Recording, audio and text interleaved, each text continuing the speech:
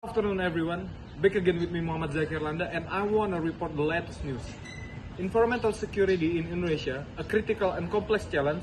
Environmental security in Indonesia is an increasingly urgent and multifaceted issues that involves safeguarding the environmental from a wide array of threats.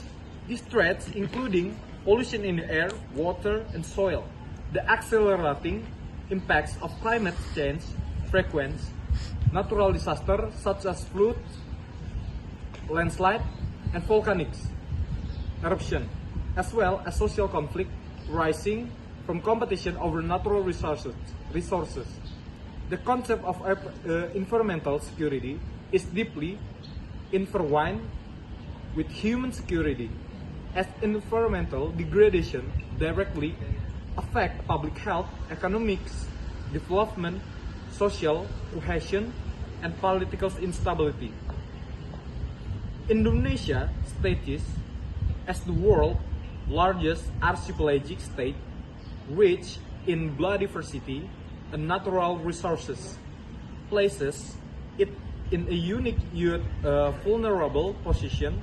The country, yet vulnerable, vast tropical rainforests, coral reef, and peatlands rainforests are vital carbon sinks and biodiversity.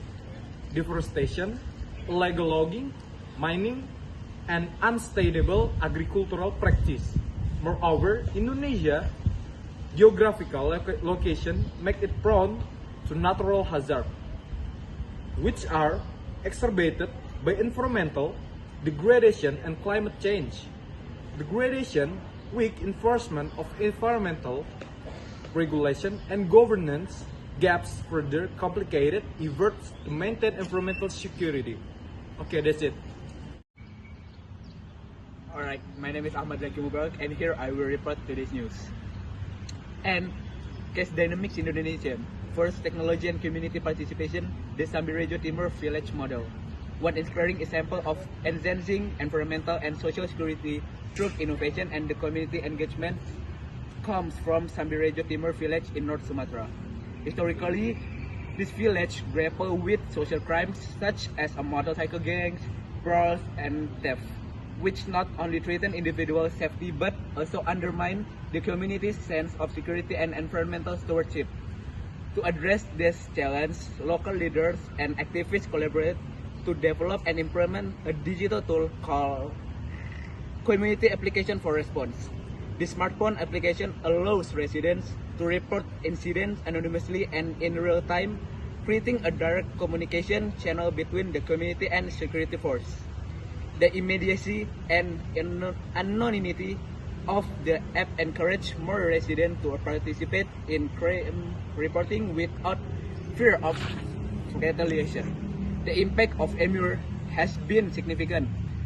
Crime rates have decreased, response time from authorities have improved, and residents report a heightened sense of safety and community solidarity. Beyond technology, the village also runs social campaigns and educational programs to raise awareness about environmental security, emphasizing collective responsibility and maintaining a safe and healthy environment. This case exemplifies how digital innovation, when combined with strong community participation, can transform local governance and enhance both environmental and social security. It also highlights the potential for scaling such model to other parts of Indonesia facing similar challenges.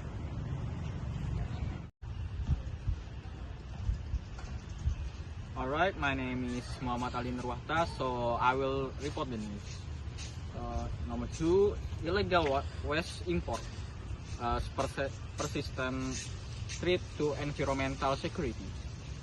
Indonesia environmental security is also threatened by the influx of illegal waste import,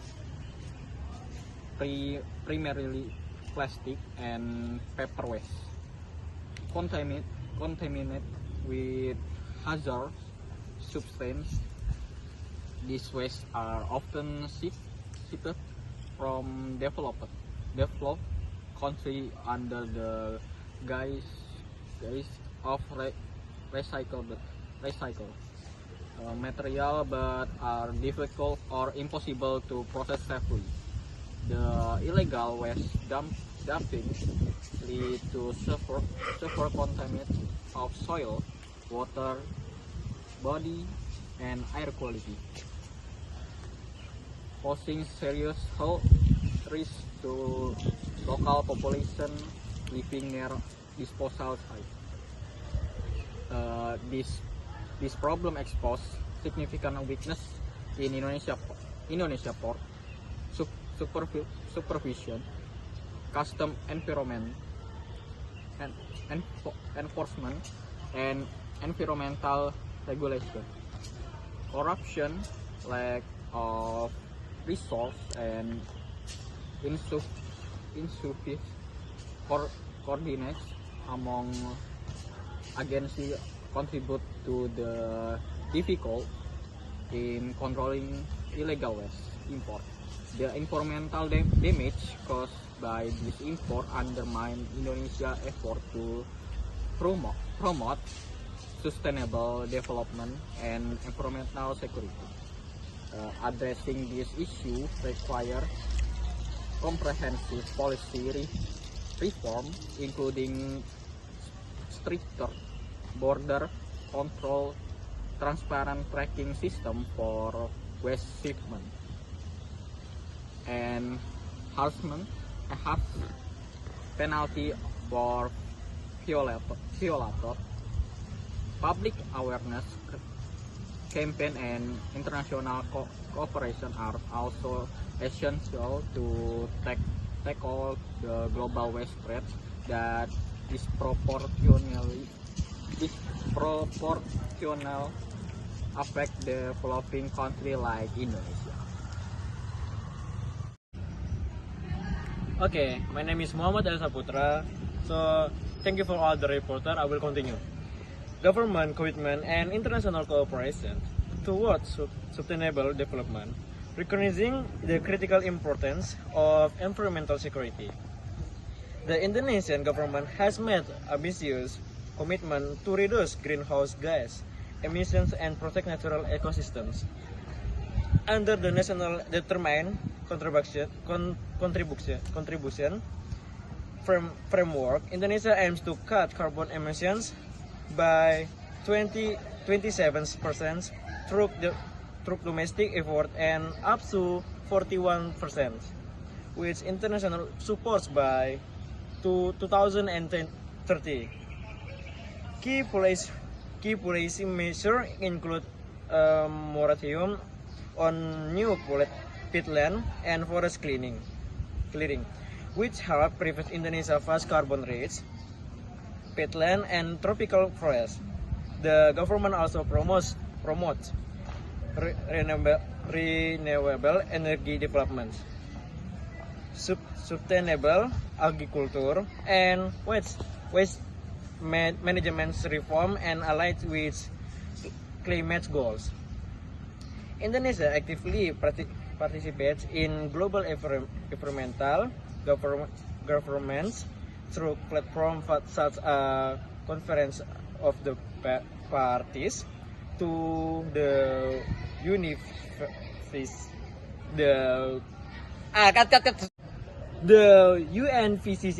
the G20, and the ASEAN Regional Forum. This adjustment enable Indonesia advocate for tropical forest protections, climate finance, and technology transfer, which are vital of achieving its sustainable target. International cooperation not only bring the financial and technical research, but also enhance Indonesian capacity to implement efficiency environmental policies. However, translating international commitments into local actions requires strong institutional framework and political will. Okay. So next, in Indonesia, this means integrating disaster reduction, climate adaptation, biodiversity conservation, and sustainable resource management into national development planning. It also requires fostering inclusive governance that empowers local communities and indigenous peoples and marginalized groups as key stakeholder in environment stewardship. So, the conclusion, toward a holistic approach for environmental security in Indonesia, and Indonesia environmental security challenges are complex and interconnected, demanding a holistic and multi-dimensional approach that the Sambiraju Timur Village case demonstrates the power of digital technology and community engagement in creating safer and more resilient local environment. Meanwhile, the ongoing threat from illegal imports and greenwashing highlight the urgent need for stronger regulatory frameworks and enforcement mechanisms. The government's commitment and active international diplomacy provide a foundation for sustainable development, but success depends on effective implementation and coordination across sectors level of government, strengthening environmental governance, fostering public-private partnership, and changing citizen participation are critical for building a secure and sustainable future. With firm political will, legal reforms, and collaborative action among government, civil society, private sector, and international partners, Indonesia can protect its rich natural heritage, improve public health, and promote equitable economic growth, ensuring environmental security for current and future generations. So that's all from our group report segment. Thank you for attention and see you later. Regulatory and enforcement challenge. The problem of greenwashing, despite progress Indonesia face significant challenge in regulating environmental claims by business. Greenwashing, where companies falsely market their products as environmentally friendly without meaningful change, has become a widespread problem, particularly in the textile, cosmetics, and mining sectors.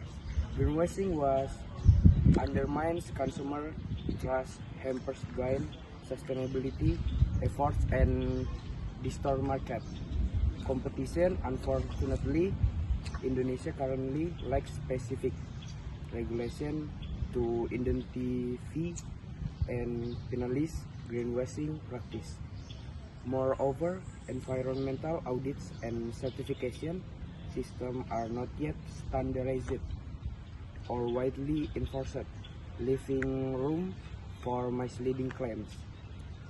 To combat greenwashing, Indonesia needs comprehensive legal reforms that includes updating the Environmental Protection and Management Law UUPPLH to cover false environmental claims, establishing credible third-party certification bodies, and empowering supervision agencies with enforcement authority. Public campaign mechanism and whistleblower protection should also be strengthened to enhance transparency and accountability. Broader perspective on environmental security extends beyond.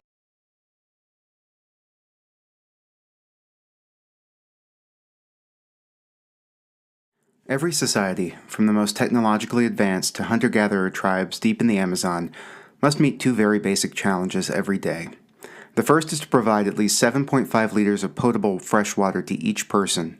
This constitutes the World Health Organization's bare minimum for survival.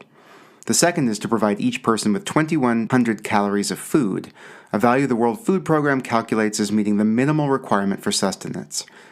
These challenges are absolutely fundamental. They are the challenges that must be met over and over, day after day, in order to pursue any other goals. And these challenges will never go away. Long after humanity has weaned itself from dependence on fossil fuels, the challenges related to responsible stewardship of our renewable resources will remain. For these reasons, the fates of even the inhabitants of the wealthiest countries on Earth, who lead climate-controlled lives and who are most certainly not farmers, are intimately tied to the environment at both the local and global scale. In the developing world, this dependence is even more profound.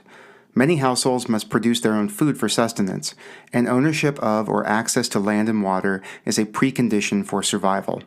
Even as the developing world urbanizes, shifting the locus of poverty and hunger from the countryside to the cities, it raises new challenges and sources of environmental insecurity. Because these resources are both vital and finite, there's only so much fresh water and arable land, they are valuable. And precisely because they are valuable, they have been fought over at least since the dawn of the Neolithic era some 12,000 years ago. In more modern times, concerns over access to arable land suitable for planting crops, were motivating factors behind Nazi Germany's expansion into Eastern Europe and the Soviet Union. And in contemporary times, climate change and drought, a shortage of water due to a period of prolonged abnormally low rainfall, may have been the spark that started the Syrian civil war. Yet most of the time, access to renewable resources like freshwater, land, and the food they are used to produce is secured through peaceful means. Thus, a central goal of this course will be to identify the specific conditions under which meeting these fundamental resource needs prompts a resort to violence, and how governments, civil society, and communities themselves can resolve these disputes in ways that promote sustainable development, meaningful livelihoods, and shared prosperity. I'm Cullen Hendricks, Professor and Director of Korbel Sustainability Initiatives. Welcome to Environmental Security. Over the next 10 weeks, you'll gain new insights into the complex interrelationships between the environment, natural resources, conflict, and both human and national security. This course will evaluate the expanding evidence on environmental impacts on conflict and human security, as well as conflict impacts on the environment, and the potential for making co-management of valuable natural resources and wildlife a source of cooperation, rather than conflict, between communities and states. Finally, we will address the emerging role of environmental stressors and climate change as U.S. national security issues. Along the way, you'll hone your writing and presentation skills, dip your toes into data visualization, and write a policy brief that will make an outstanding writing sample as you move forward in your professional or scholarly careers. You'll learn from me, but you'll also learn from your classmates. This course tends to attract students from very diverse backgrounds. It's not uncommon for a Peace Corps returnee or environmental activist to find themselves sitting next to an Army Ranger or venture capitalist. I encourage you to invest in these people and learn from them and their different perspectives. They are your classmates now, but they will be your friends and professional network in the future. Before we get started, I'd like to tell you a little bit about who I am and why I'm here. I was born and raised in farm country, first in Rockingham County, Virginia, which is poultry and egg country, then in the Central Valley of California, where I got my first job working in an agricultural marketing firm, which is a euphemism for the middleman that connects producers to grocery chains and consumers, and finally in Kalamazoo, Michigan. My family were not farmers, they were ministers, but our communities were deeply dependent on the natural environment and the ecosystem services those environments provided for our livelihoods. Perhaps because of this, most of my scholarly work is on conflict and cooperation around natural resources, with specific emphasis on the economic and social effects of climate change. If it sounds like this course is in my wheelhouse, it is. This course is my baby. Well, it's one of my babies. Hopefully, I'll see some of you in my other baby, Political Economy of the Resource Curse. In that one, we explore the promise and perils of resource-led development. These same interests extend to my work in the policy realm. In addition to my role at Korbel, I'm a non-resident senior fellow at the Peterson Institute for International Economics in Washington, D.C., where I write and advise on issues related to agricultural and commodities trade, economic development, and geopolitics. I've advised or consulted for a variety of U.S. government agencies ranging from the CIA to USAID and the National Intelligence Council, as well as international organizations like the Asian Development Bank, the World Food Program, and the Intergovernmental Panel on Climate Change, or IPCC. Again, welcome to Environmental Security. I'm glad you're here.